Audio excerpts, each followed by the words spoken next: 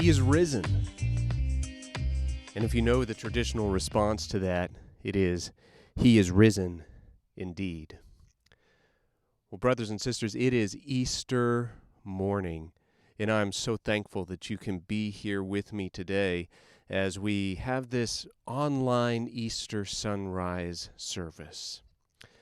Well, it's morning, as you may be able to tell by looking at the screen, and it was morning in a garden a couple thousand years ago. Let me set the stage for us. In the Gospel of John, Mary Magdalene had come to the tomb. Friday had passed, the Sabbath had passed, and she was coming to grieve, to say her final goodbyes to her teacher, to Jesus. And she gets there, and she discovers that the stone has been rolled away, that the tomb is empty. So what does she do? Well, she runs to get Simon Peter, and she runs to get John, to bring them, to show them what has happened. Hey, come see what has happened. Come see the empty tomb. Come see that somebody has taken the body of Jesus away.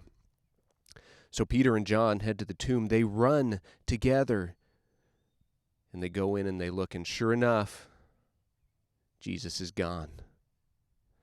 And then in verse 10 says, verse 9, for as yet they did not understand the scripture that he must rise from the dead. Then the disciples went back to their home. But not Mary. She had something to do. She came there to grieve, and that's what she was going to do. Now, she thought she was going to be grieving over the tomb and the body of Jesus, but now she's grieving over an empty tomb, thinking that somebody can't even afford her this dignity of grieving over the body of a beloved teacher. In verse 11, John says, but Mary stood weeping outside the tomb, and as she wept, she stooped to look into the tomb.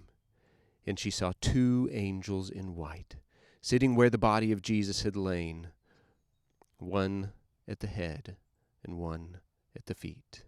They said to her, Woman, why are you weeping? She said to them, They have taken away my Lord, and I do not know where they have laid him. Having said this, she turned around and saw Jesus standing, but she did not know that it was Jesus. Jesus said to her, Woman, why are you weeping? Whom are you seeking? Supposing him to be a gardener, she said to him, Sir, if you have carried him away, tell me where you have laid him, and I will take him away. Jesus said to her, Mary. She turned and said to him in Aramaic, Rabboni, which means teacher. Jesus said to her, Do not cling to me, for I have not yet ascended to the Father, but go to my brothers and say to them, I am ascending to the Father and your Father, to my God and your God. Mary Magdalene went and announced to the disciples, I have seen the Lord, and that he had said these things to her. The word of the Lord.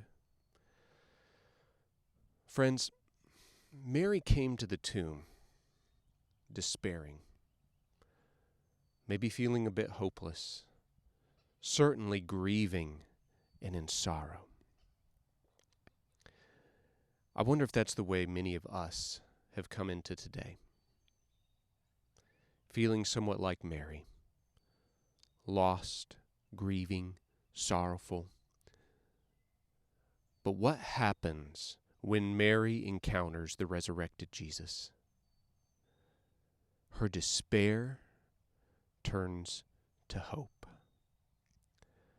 Friends, if there's a message to Easter, it is that the man who died on the cross on Friday, in all the horror of that day, in the silence of the tomb on Saturday, there is Sunday, and there is an empty tomb, and there is a resurrected Jesus, and there is hope. whatever you are bringing to that tomb, whatever you are bringing to lay before the resurrected Christ, there is hope. Whether it's shame, whether it's grief, whether it's despair, whatever it is, there's hope, because the tomb is empty and Jesus is risen. The second thing I want to point out to you is that Jesus asks Mary, "Who are you seeking?" And I want to ask you the same question. Who are you seeking today? What are you seeking today on this Easter Sunday? If you are seeking the resurrected Christ, you will find hope there. If you are seeking the empty tomb where Jesus once was, you will find hope there. Whatever you are bringing into today, Christ provides hope for you. And the last thing that I want to point out, and I think this is so crucial for us today, is that final verse where Mary went and announced to the disciples. She says, "I have seen the Lord." Friends, there are going to be, and there already are, some people who are, they're feeling constricted, they're feeling locked in, they're wondering what the world is going to look like in a couple weeks or a couple months when we finally push through this coronavirus and we get out and we look around and we see what businesses are there, what jobs are there. There's a lot of folks who are wondering, am I going to have a job? There are already folks who have lost jobs, and they're wondering, what hope is there right now? Mary delivers that message to us today. She says, "I have seen the Lord." Friends, no matter where you are today, no matter where you were yesterday, no matter where you are going to be tomorrow, Jesus is risen. And there is hope to be found in that fact.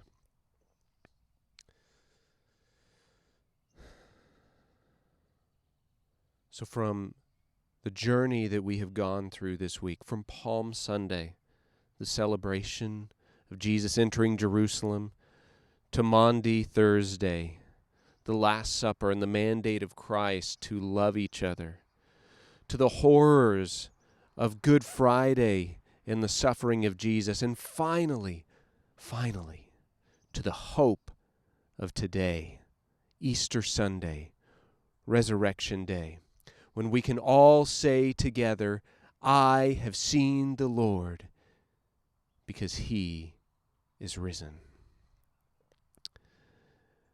This is a message that the world needs to hear. Just as Mary went and proclaimed it to the disciples that day, so we proclaim it today and tomorrow.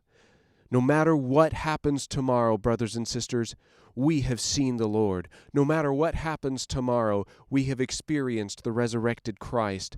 No matter how this all unfolds, Jesus is alive. Friends, He is risen. Happy Easter. Thanks for watching. Go in peace.